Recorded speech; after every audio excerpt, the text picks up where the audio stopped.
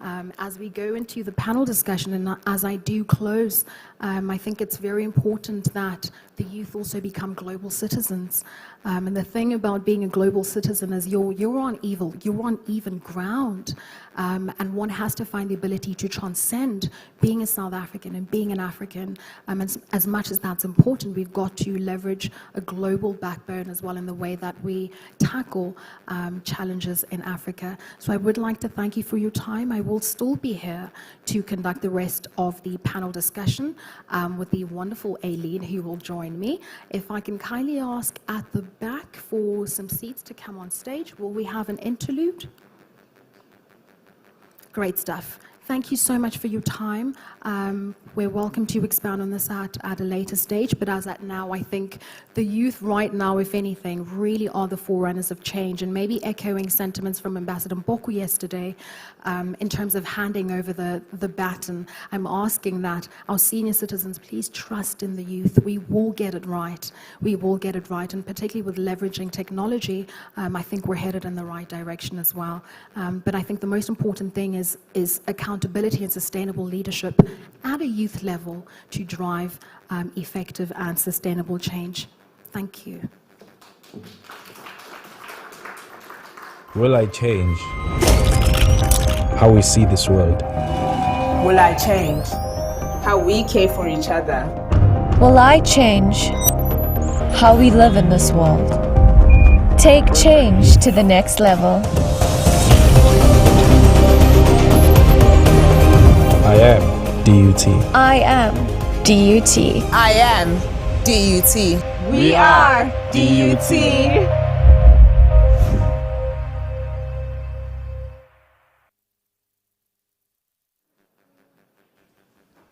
The video, if I can kindly ask Ms. Aileen to join us. So virtually, we're going to have quite a hybrid model of a panel discussion. We're going to have Sarah Mungi, who's all the way from Kenya, as well as Professor Mbo Moyo. And she is the Vice Chancellor at DUT. She's a Deputy Vice Chancellor, pardon me. Will we have their profiles up?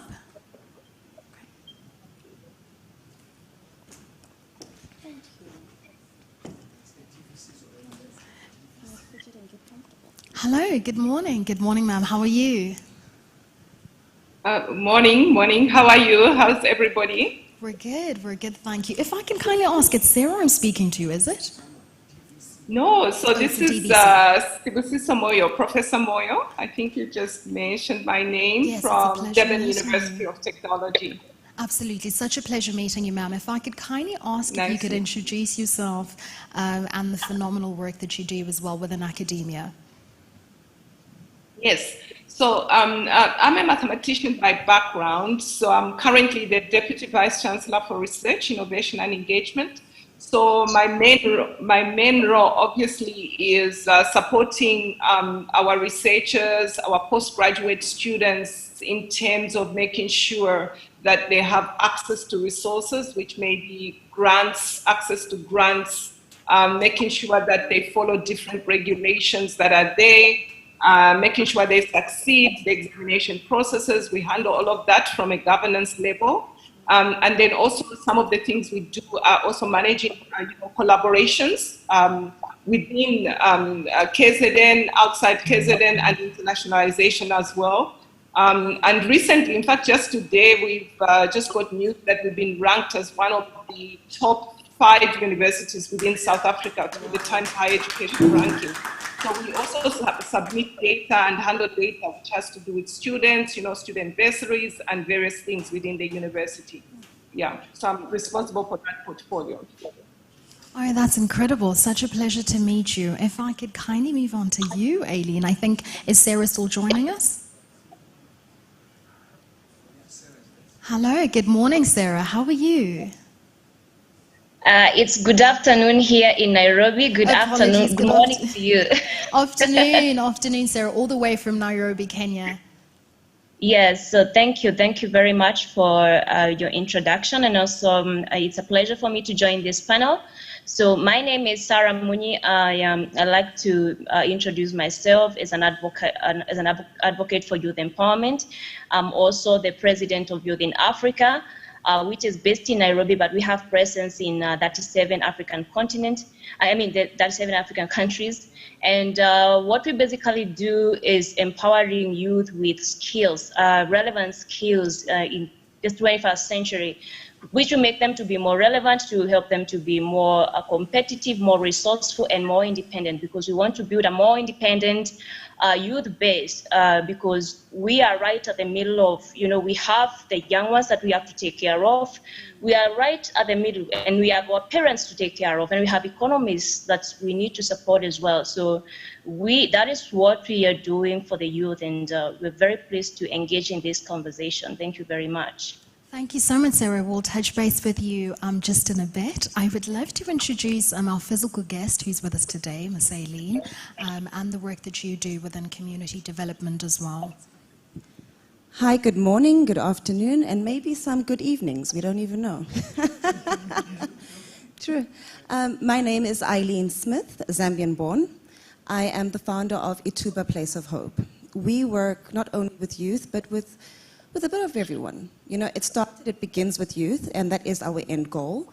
Our end goal is actually to create workspaces within the communities for kids where they can come and access matric programs, sports, the works. And in the end, we would like to be able to place them.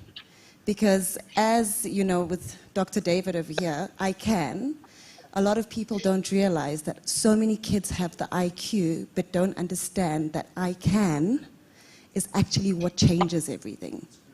So we want to be able to have that shift of, okay, I have the book, but how do I unleash the ability to actually do it? So that is what Ituba Place of Hope is we want to be able to start from the beginning and say, fine, we will teach you, we will empower you, but in the end, are you able to sustain yourself once you're done with our program?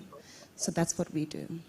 Wow, it's incredible. And you've mentioned something about, and I think we've been echoing these sentiments from yesterday as well, that the resources are there. It's just the execution power and the will that we lack. What do you think have been the hindrances in your experience that have really prevented the youth from leveraging resources and really believing in themselves as well, and making use of EQ and that I can factor? What do you think prevents them from acquiring that I can factor? It's limiting beliefs. Let's look at the reality of it. We could have the smartest child sitting in a shack right now, and she's reading her books and she's an A student. But she might believe that because she is where she is, she can't go to anywhere else. So how do we now actually get to these children? So for me, I feel that, I've been to so many conferences and seminars where these children are actually building robotics, and creating apps. But where do they go home to? Mom believes in you, yes. Dad believes in you, yes. But does your environment cater for you to get to where you need to be? So I think that is where we need to establish a way to transform the mindset of children, or let's call it the youth. When you speak of Generation X, you're talking about the kids on Instagram and Facebook. I deal with kids in townships. I love communities. That is my job. I'm a community moderator. So I can't talk about the influencers on Instagram and whatnot. So I will speak about the kids who have true potential, who have, the oomph to wake up and study until 2 a.m. to get that A+. And the child sitting in Sandton has electricity the whole day. This child has a candle. So if we look at the two, who has more ability to get further is that child. But they're overlooked. Or not even overlooked, they are, I think the wrong word is undiscovered. The right word is undiscovered. We don't realize that the potential's there, but no one's reaching out for it. And I think that's where the issue is. No one is willing to go to the communities and discover the potential that is lying there. Goodness, in terms of potential, just maybe taking it to Professor Moy, I'm not sure if you're with us, I'd love to know how much you think universities and educational institutions should be playing a role in enhancing the EQ as well. I mean, we're very big on curriculum development and enhancing IQ capabilities, but that needs to also be predicated on strong emotional intelligence as well. Sure, no, that's true. And in fact, I'm really glad that Eileen has just spoken up around some of the work they do with the communities. If you look at most universities, and especially African universities, you will see that every university will talk about being engaged. They'll say they have, the strategy will say we do community engagement. We are obviously, innovating on the curriculum, but you also have to look at what happens to those graduates when they finish. That's if they do finish, because the dropout rates are also quite high. So I just want to start off with what Eileen said. So it's very important that as universities, when we talk about how connected we are with our communities and societies, we need to have practical ways in which we are helping to actually capacitate the pipeline, the students from the communities, making sure, especially in terms of maths and science, being a mathematician, obviously I'm really passionate about that area, because I feel that, like Eileen has put it, students who come in, they can have talent, they can have the potential, but if they've chosen, for example, to do maths literacy as part of their curricula, or if they've not done well in maths and also reading, by the way, because those skills go together, to be able to read, to be able to think critically, that means looking at something, trying to analyze it. You need both the maths skills and the reading skills. If they are disadvantaged in that area, then it gives them very little choice in terms of what they can do in going forward, what they can choose as their curricula. So I believe that the role for higher education institutions, that it's not just universities, colleges, tertiary institutions, TVET colleges in the South African sector as well, have to work together with the schooling system, with also the basic education sector, to make sure that we are supporting the pipeline that can come through to higher education, so that they are skilled to be able to start up their own enterprises, to be able to innovate. The biggest challenge we have now is that universities do produce graduates, but if you look at the unemployment rate, it's very high. And then you find people with PhDs, for example, who are unemployed. Then you ask yourself, well, what was the use of getting that degree if you can't find work, if you can't start up your own enterprise? So we have to really push this idea that everyone who is born on the planet has the ability to create, the ability to do something, but they all need the proper environment and a fair chance. And to do that, that are being done, also like what Sarah said, some of the work that they do, which would be interesting to hear from, is to give people the platform where they can create, where they can do something, and give them that equal chance. And obviously it means government has a role to play, communities have a role to play, because as we speak now, if you just look where we are within our communities, there's a community that really needs our expertise, needs our input. And I don't think government can do that on their own. But there is a lot of work, I think, in terms of making sure we give everybody a chance to at least do something in life and get a skill that they can make use of and be productive citizens within the community. No, absolutely, Professor Moy. I think adaptivity is so important, and I think even the domains of traditional degrees are fast diminishing. Also, we think it seems as if they're diminishing at an artificial level, because at a core level, corporates and workspaces still have those degree criterions that really limit an individual, where one would have the option of engaging in enterprise development, but because they want to work for a particular company, and that company says, but you must have a degree, it puts the youth in quite an uncomfortable position, and really limits the alternative of substitutes as well. I wonder, and I'll keep this quite flexible, I'm wondering if there's anybody in the floor as well who works for a corporate that is quite flexible with entrance requirements at a university level. Okay. I guess it paints, yes sir. We've got Mr. Tamsanga. If I can kindly ask for the mic to get to him as well. I think just in terms of how to communicate the flexibility of curriculum development to corporates as well. Thank you very much, Makgotso. Greetings to everyone.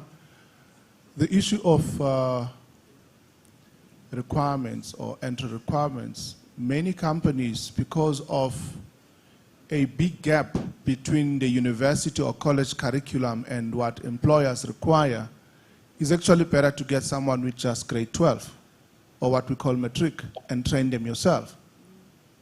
Because you bring in a graduate and they have fixated ideas about what work is all about and they know very little. And therefore, the level of investment that which the company makes on a graduate than on someone with grade 12 is very high.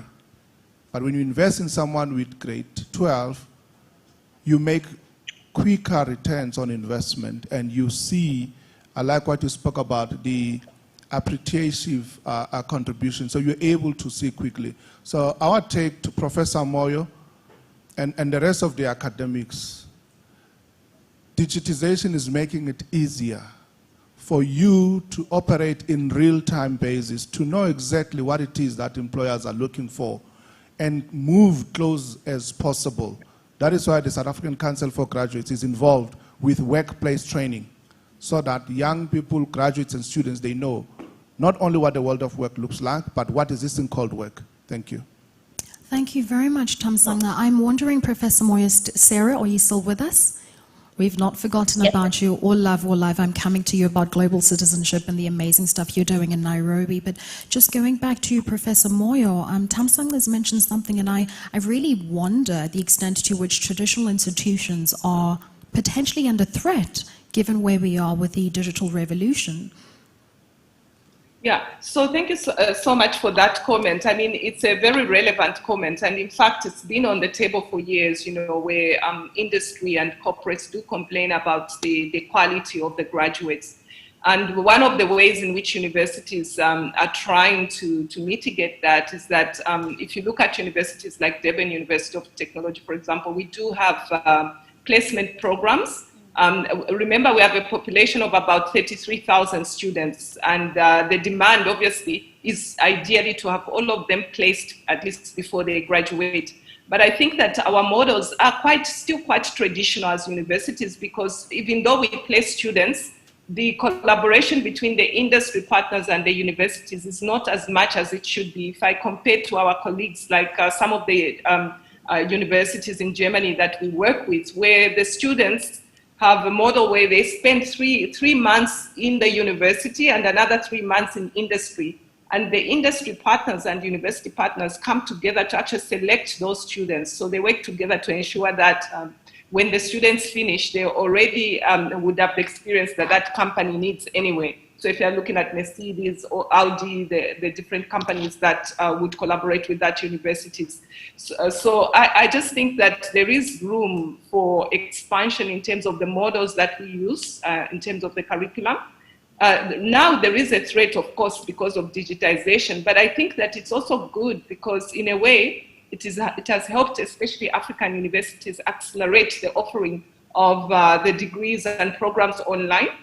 We still face a big challenge in terms of infrastructure. A lot of the students in the rural communities and other areas, especially where we are now here in KZN and within South Africa, there are areas where the network connections are still not good connectivity. So you can have data, but it's very hard for some of our students to connect. So I just think that there is going to be stiff competition. So it will be probably universities that survive will be those that are innovative, able to adapt, able to work with relevant industry partners to make sure that their graduates actually add value to whatever it is that they find themselves in. Our agenda actually is to push graduates to start up their own enterprises as well as looking for jobs. But we know that the job industry is very limited. So we want our graduates to have the ability to start up their own enterprise, obviously, after they've got the relevant experience that they need. So I think that it is correct to say that, yes, there's a threat, but survivors now will have to go digital. If universities haven't done that by now,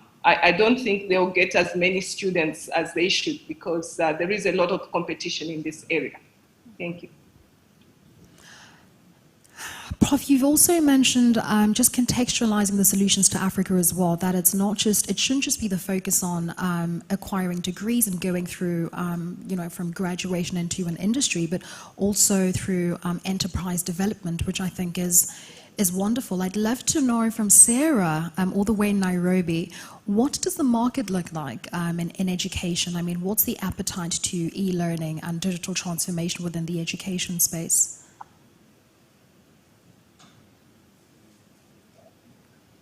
Okay, yeah, so great question. So in terms of the education sector, I mean, the advent and adoption of e-learning, in Kenya, I would say the government has really supported and has really been engaging in technology projects, which really puts universities and learning institutions on the forefront when it comes to, easily adopting e-learning.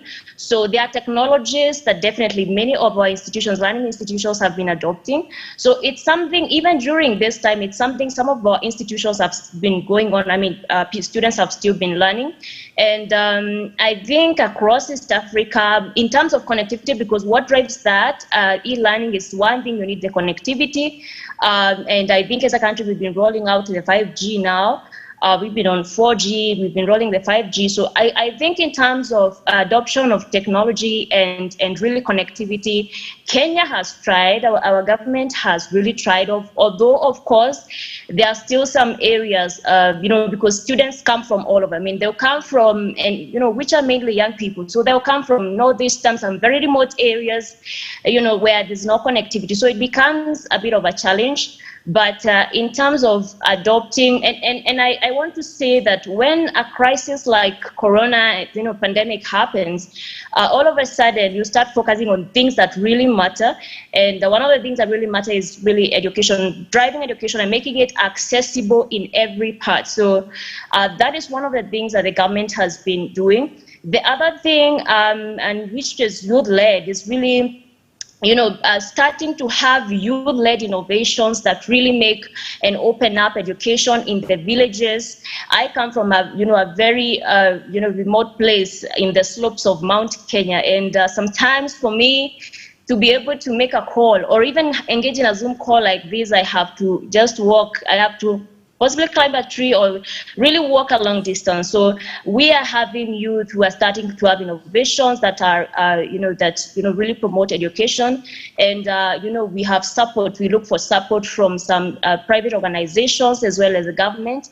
So it has been a really good, this period has really a good space for young people to explore innovations and new ways of, really adapting and continuing with lives as we should, instead of just waiting for, to get things handed down to us. So it's being a good space for us to innovate.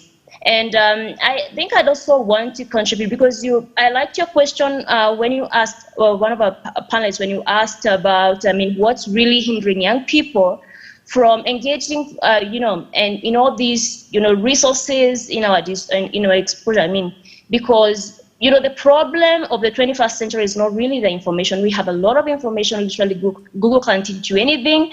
It's really the problem we have in the 21st century is really an application. It's the applying of those ideas, applying of that knowledge. It's an action problem, It's an execution problem. So it's about having, because we know we have it. We have the innovations as young people. We have, as a young person, all you have are dreams and ideas and the energy, and you have the time to push for these ideas. So it's really getting to a point where you say enough is enough.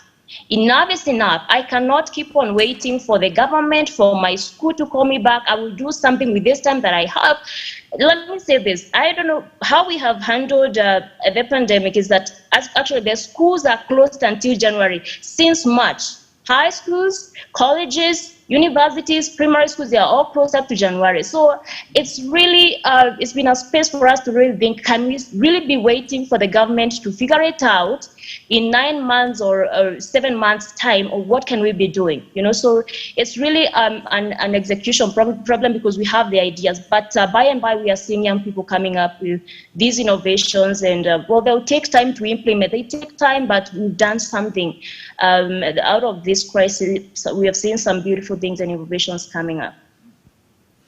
Absolutely, Sarah. I think in crisis and adversity, it also creates a space for innovation and opportunity as well. And I'm hoping, even as schools have closed up until the end of the year to the beginning of next year, I hope that will be an opportunity for for the youth to really drive change. I'd kindly like to ask if the floor has any questions for our guests. Question. There should be a question. Do you have no questions for our wonderful Sarah all the way in Nairobi? Incredible Professor Moyo. Guest doc.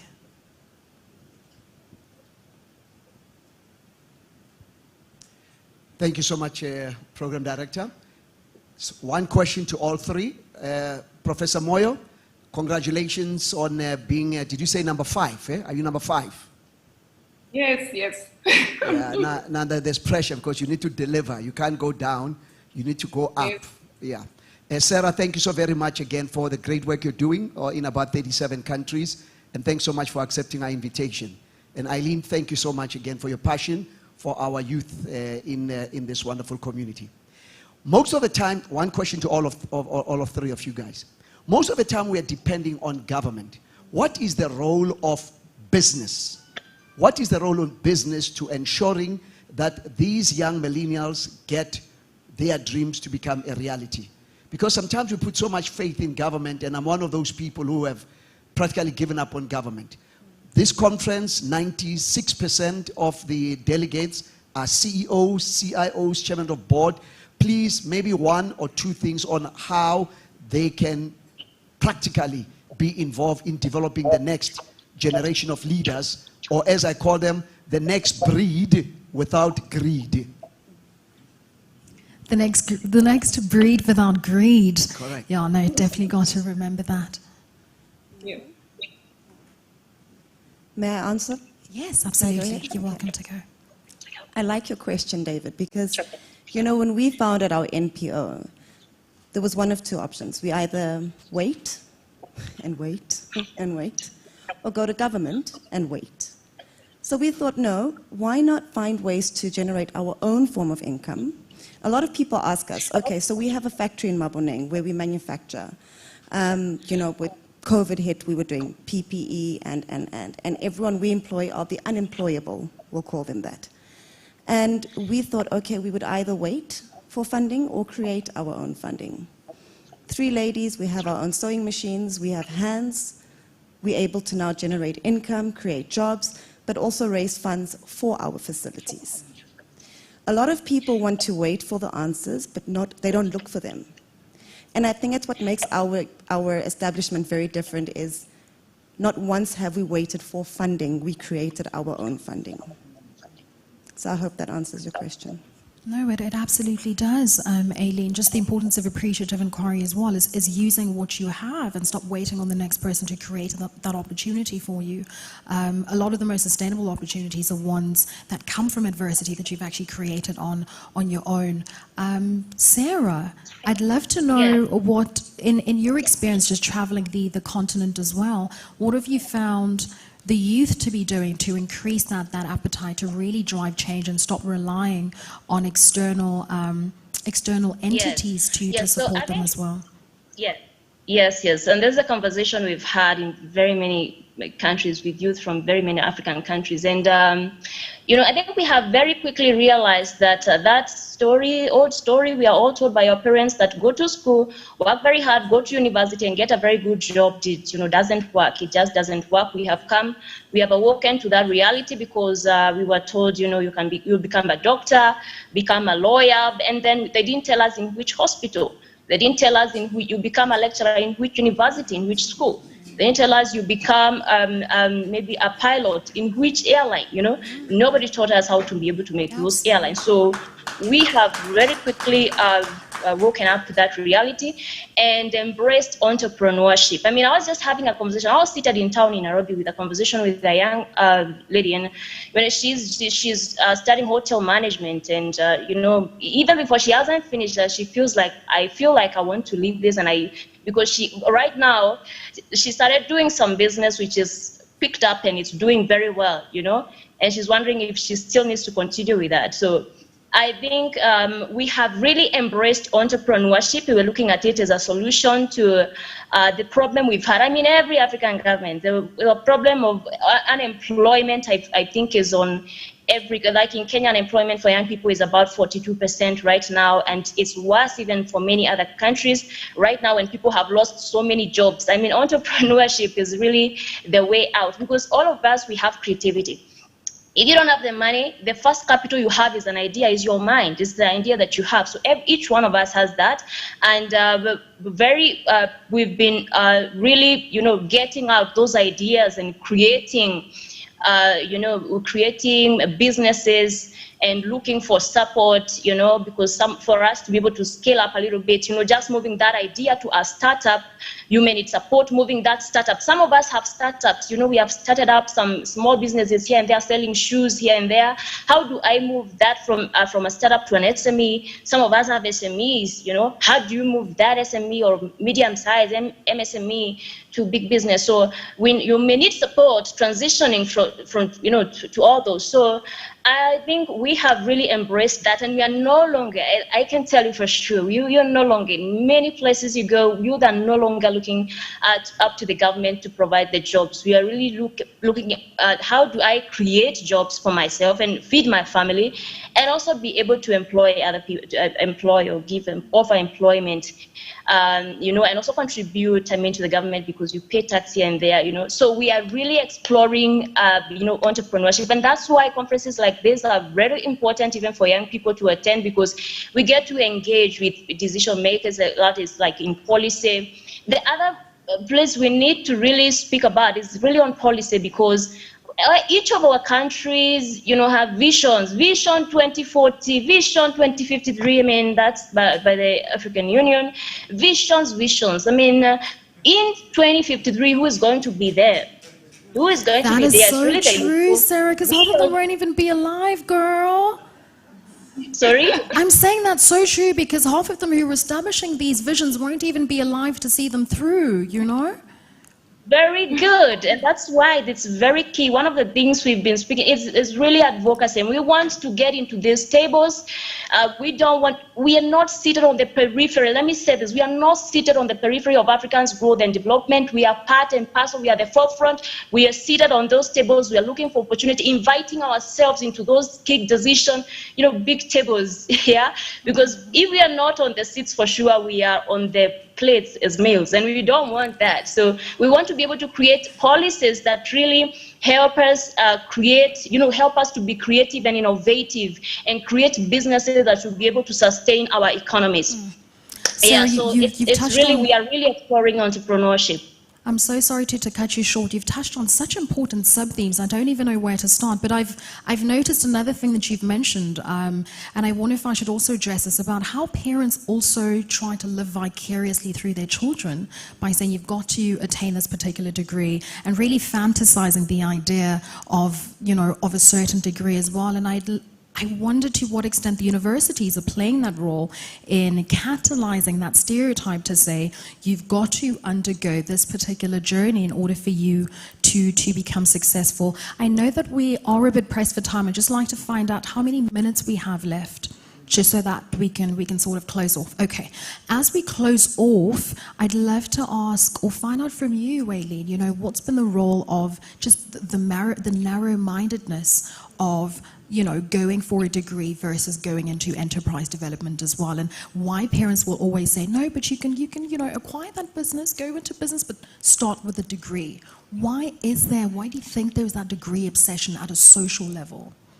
Well, I'll speak for myself. Yes, please. Okay. You're welcome to use your personal experience as well. Yes. I think that as a parent, myself, I'm a mom, and if I look at my kids, I realize that when my daughter, for instance, does what I used to do, she is repeating my fears, basically. And I think that's what happens with a lot of parents, is they're afraid that their children will miss opportunities that they missed. Sorry, I think my mic is dead.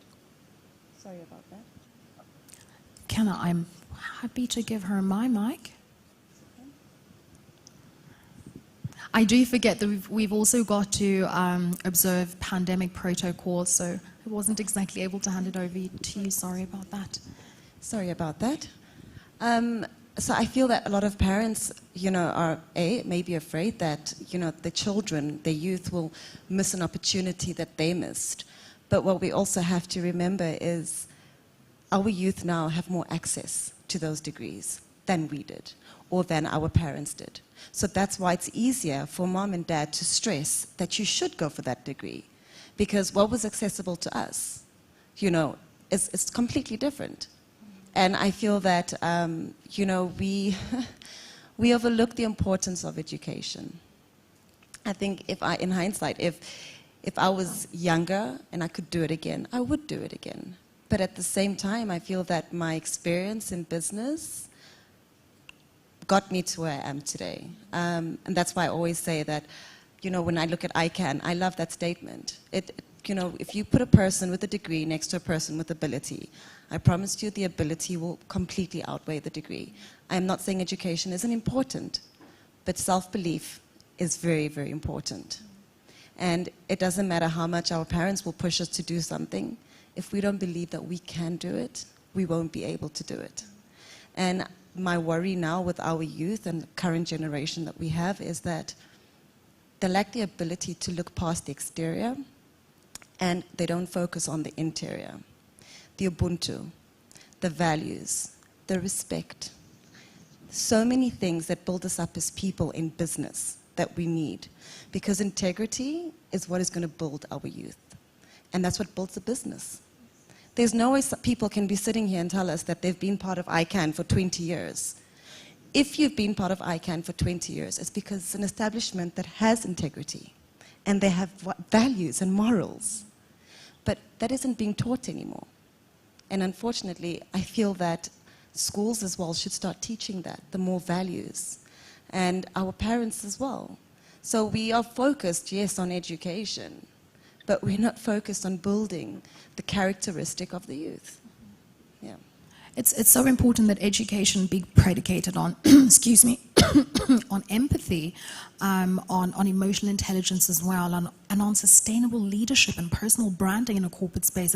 It's one thing to go into a futuristic world of work, but if you don't have the soft skills and the qualities that will sustain you as a human being, then it really doesn't matter what you have to offer, because value is multifaceted. It's not just focused on IQ. Unfortunately, we do have to wrap up. Professor Moyo and Sarah, thank you so much for joining us.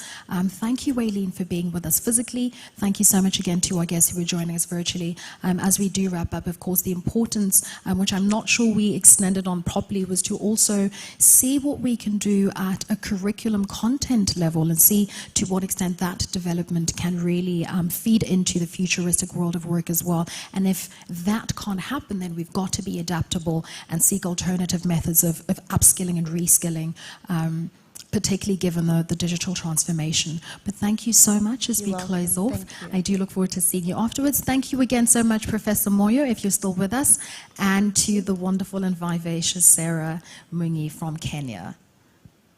Thank you very much. Thank you. Thank you. Thank you very much.